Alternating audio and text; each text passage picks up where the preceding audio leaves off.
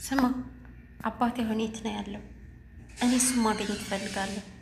እኔ መቼም ይሄን ነገር አባቴን ጠይቄ እውነቱን ከነገረኝ መቼም አባቴ ብዬ አልጠራውም። መቼም ደግሞ አባቴ ሊሆን አይችልም። ናታን አንተም ማየን ክድሃታል። ከአባዬ ጋር ተባብረህ ክድሃታል። እንዴት ሁለት ልጅ የመጀመሪያውን እኔ ዳጣን ተቀብያለሁ በአንድ ቀስተት ነው ብዬ አሁን ደግሞ ሁለተኛ ልጅ አልችልም። እንዴት ይሄ ሊሆን ይችላል? ናታን አንተም ማየን ክድሃታል። ስላልወለደች ነው አይደል? ሰላም ጤና ይስጥልኝ። ውድና የተከበራችሁ የወይኗ ሚዲያ ቤተሰቦች እንዴት ናችሁ? ሁሉ ሰላም፣ ሁሉ መልካም፣ ከኔ ጋር ሁሉ ሰላም እግዚአብሔር ይመስገን።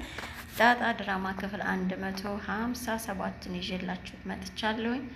እንግዲህ በዚህ ክፍል በጣም የሚያጓጓው፣ የሚያስፈራው፣ የሚያስደነግጠው ፓርት ነው። ሁላችንም እያየ ነው እንዳለው። በእርግጥ ከክፍል 1 ጀምረን ያው የሚያጓጓ እያልን ነው እዚህ የደረስነው እና የአሁኑ ፓርት ደግሞ በጣም የሚያስጨንቅ ነበርና ሙሉ ቤተሰቡ ሁሉም በየራሱ ሀሳብ ያስጨንቃል። ደረጀም ያሳዝናል፣ ዳጣም ታሳዝናለች፣ ናታን እና ብጌልም እንዲሁም ማርቲም በጣም ነው የሚያሳዝኑት። ሁሉም በራሳቸው ጫማ ማለት ነው። እዚህ ፓርት ላይ ትንሽ የምታናደው ሰላም ነች። እሷም ቢሆን ግን አንድ እውነት አላት። የመጀመሪያ ልጇን ዳጣን ባያጠፉባት ኑሮ ድጋሚ እንደዛ አይነት ነገር በቀል ውስጥ አትገባም ነበር ማለት ነው። ያም ሆነ ግን አሁን ላይ ስህተቷን እንኳን አምና ነገሮችን ለማስተካከል አልሞከረችም። እንደውም ደረጀን ቁማ እያፋጠጠችው ነው ማለት ነው ያለችው እና ትንሽ በዚህ ፓርት የምታናደው እሷ ነች። በተቀረ ሁሉም ተሰብረዋል። እውነት ለመናገር ማርቲም እጅግ በጣም ተሰብራለች። ዳጣም በጣም ነው ልቧ የተሰበረው። ማርቲም በጣም ነው የምትወዳት። የአባቷም ነገር በጣም ያሳዝናታል።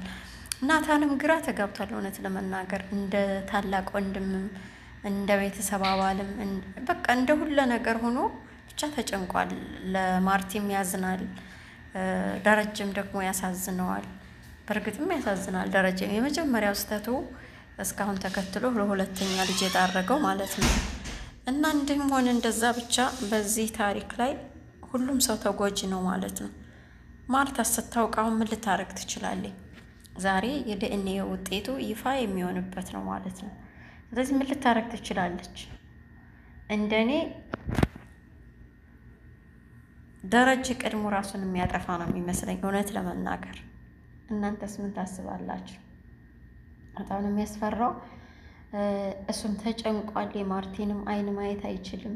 እንደውም አብጌልንም ስለፈራት አንድ ጊዜ ማርቲም አብጌልም ይሄን ነገር በአንድ ቀን አውቀው እኔ ሰው መሆን አልችልም፣ የሁለቱንም አይን በአንድ ጊዜ ማየት አልችልም። እሷም ከእናቷ ጋር ሆና በጣም ነው የምታሸማቀቀኝ። ስለዚህ አልችልም፣ ሂድና ናታን ለኤቢ ንገራት ብሎ ትላንትና ከቢሮ ወደ ቤት ልኮት ነበር ናታንን። ናታንም እንግዲህ የኤቢን ፍቅረኛ አሰናብችውና በግድ የምነግርሽ ነገር አለኝ ብሎ እሷም ፍቅረኛዋን አሰናብታው ወደ ክፍላ ተመልሳ መታ ነበር። መታም እንግዲህ ምንድን ነው ልትነግረኝ የፈለከው? እባክህ ንገረኝ አለች። ተረጋጊ መጀመሪያ ቁጭ በይ አላት። ቁጭ አለች። ምንድን ነው ንገረኝ አለችው። አባዬና እማዬ ችግር ውስጥ እንደሆነ ታውቂያለሽ አይደል አላት። አውቃለሁ፣ እሱን አውቃለሁ አለችው። እና ደግሞ እማዬ የሆነ ነገር ስላወቀች ነው እንደዚህ የሆነችው። ምን እንደው ግን አታውቂም አላት። እኮ ንገረኝ ምንድን ነው አለችው። ያው ያለው አማራጭ መናገር ስለነበረ የሰላም ልጅ የአባዬ ልጅ ነው አላት። ያኔ አበቃች። እውነት ለመናገር የምትይዘውን የምትጨብጠውን አታውቁም። እንደ እብድ አደረጋትና በራ ወደ እናቷ ክፍል ነው ሄደች። አባዬ የታለ እያለች ስትገባ ግን እናቷ ልቧ ስብር ብሎ ራሷን አስራትኝ ትብላለች።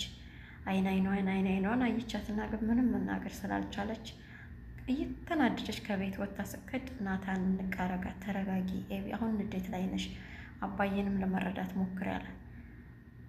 አንተ ለአባዬ እየወገንክ ነው፣ እኔ ራሴ እከሰዋለሁ። እንዴት አንድ አይሉ ሁለት ልጅ፣ እንዴት ሁለት ልጅ በማየ ላይ እንዴት እንደዚህ ያደርጋል?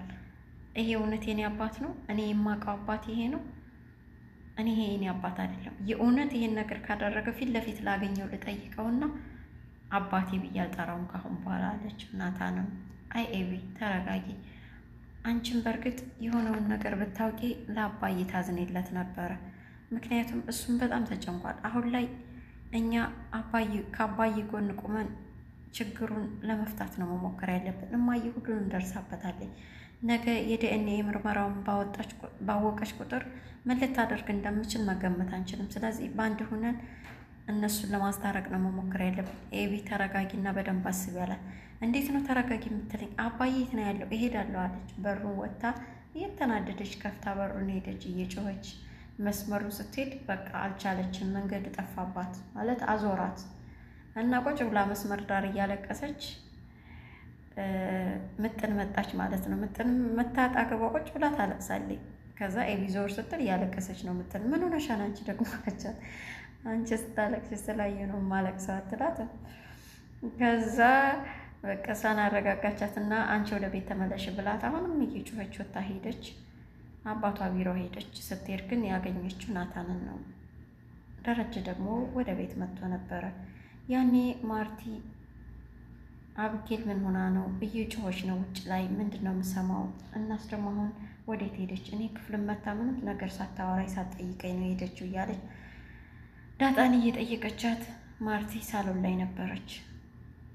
ደረጀም እንግዲህ ቤቱ ብለት በላኝ እንደሆነም አይሃለሁኝ እንግዲህ የመጨረሻ ጽዋዬ ነው እያለ እንግዲህ እያብሰለሰለ በወዱ ወደ ቤት በሩን ከፍቶ ሲገባ ማርታ ሳሎን ላይ ቁጭ ብላ ነበርና ቀና ብላ ስታየው እሱ መሆኑን ስታይ ከንፈሯን በንዴት በሐዘን በቁጭት በሚመስል መልኩ ንክስ አርጋ ብድግ ብላ ወደ ክፍሏ ሄደች። ያኔ እሱም ወደ ውስጥ መግባቱን ትቶ ወደ ውጭ ተመለሰ። በጣም አዝኖ ነበር፣ ልቡም ስብር ብሏል። ዳጣም ተከትላ ወጣችና አባዬ እኛ ደህና ነን፣ አንተ ደህና ነህ? እማዬም እኮ ደህና ነች፣ አትሰብ፣ እኛም ደህና ነን፣ አንተም ደህና ትሆናለህ፣ ሁሉም ነገር እዚህ ሰላም ነው አባዬ፣ አትጨነቅ ብዙ ትለዋለች። እሱም እኔ አልጨነቅም እናንተ ብቻ አትጨነቁ እያለ እሱም በራሱ ደግሞ እሷን ለማረጋጋት ሞከረ። በመጨረሻም አባዬ ዛሬ ምሳ ልጋብዝ፣ እኔም ጋብዘሽ ቆንጆ ምሳ ነው ጋብዝ አለችው። ደረጀም ግን ከፋይ ማን ነው አላት። ችግር የለም እንበላና የቤቢ አባት ዋጋ ይከፍላ፣ ምንም ችግር የለ ሂሳቡን ብላ አሳቀችውና አባቷን ይዛ ወጣች። ናታንና አውጌልም እንግዲህ አባቷ ቢሮ ሂደው ቁጭ ብለው በደንብ አወሩ። የተፈጠረውን ቀስ ብሎ ለማስረዳት ሞከረ። አብጌልም ተው ናታን፣ አሁንም ልጅ እንዴት እንደሚወለድ ልታስረዳኝ ነው? ሰው ዝም በል እባክህ፣ ተረጋጊ፣ መረዳት አለብሽ አላትና የተፈጠረውን እማዬ ባልነበረችበት ሰዓት አባዬ ሰክሮ መጥቶ ነበረ። የዛኔ ደግሞ ያንን ስካሩን ተጠቅማ ሰላም ከአባዬ ምኝታ ክፍል አብራ ገብታ አብራው ተኛች። እሱ ምንም አያውቅም። በዛን ሰዓት ይሄ ልጅ ተፈጠረ፣ አባዬ አያውቅም ነበር አላት።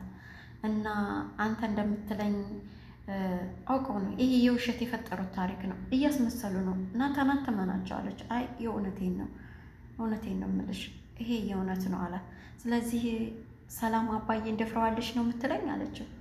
ያው እንደዛ ማለት ነው አላት። ስለዚህ እኔ እከሳታለሁ፣ ሰላምን እከሳታለሁ አለ። እውነት ለመናገር ያው ቃላት አጠቃቀሙ ሰላም ደፈረች ለማለት ቢከብድም እውነታው ግን ያ ነው የተፈጠረው። ማለት ደረጀ ራሱን መቆጣጠር በማይችልበት ሰዓት ነው ሰላም ሄዳ አብራው የተኛችው ማለት ነው። ምክንያቱም በቀል ስለነበረ እሷ የምትፈልገው ተበቀለችው ያንን ማለት ነው። ይሄም በቀል ነው ብሎ ለማለት ደግሞ ደፍሮ ለኤቢ ይሄንን ማስረዳት ናታንም ሆነ ደረጀ አይችሉም በዚህ ሰዓት። ምክንያቱም ዳጣ የሰላም ልጅ መሆኗን አታውቅም። አብጌልም ዳጣ የአባቷ ልጅ መሆኗን እንጂ የሰላም ልጅ መሆኗን አታውቅም። አሁን ከማርቲ በላይ አብጌል እየተጎዳች ይመስለኛል። ምክንያቱም ሁለት ልጅ እንዳለው አባቷ ከሌላ ታውቃለች። እሷ እያሰበች ያለችው የሰላም ልጅ አንድ ነው፣ እንደገና ደግሞ የዳጣ እናት ደግሞ ሌላ አንድ ሴት አድርጋ ነው የሳለችው።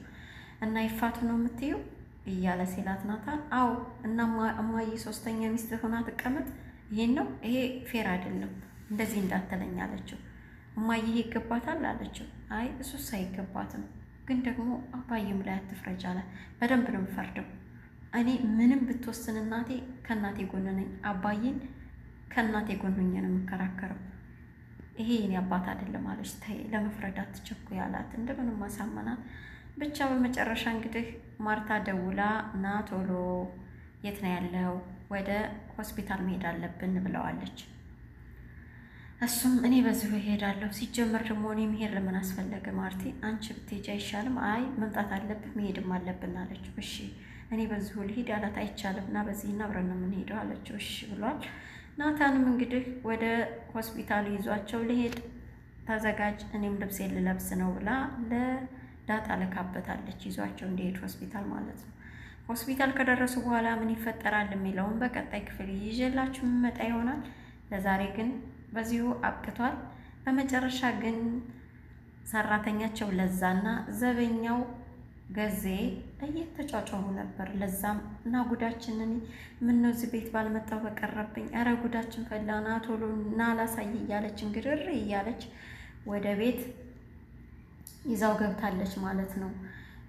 ለዛ እየጮች ወጣ። ምን ተፈጥሮ ይሆን ቤት ውስጥ ምን አይታ ይሆን አላውቅም። እኔ ግን ስገምት ደረጀ ራሱን አጥፍቶ ወይም ደግሞ ወይ የሆነ ነገር ጠጥቶ ወይ ታንቆ ወይ ደግሞ ማርቲ ድንገት ራሷን ስታወድቃ ሊሆን ይችላል የሚል ግምት አለኝ። የእናንተንም ግምት በኮመንት ላይ አስቀምጡልኝ። ውድ የወይኗ ሚዲያ ቤተሰቦች እስካሁን ከኔ ጋር ስለነበራችሁ ስለተከታተላችሁኝ ከልቤ አመሰግናለሁ። ሰላማችሁ ይብዛ።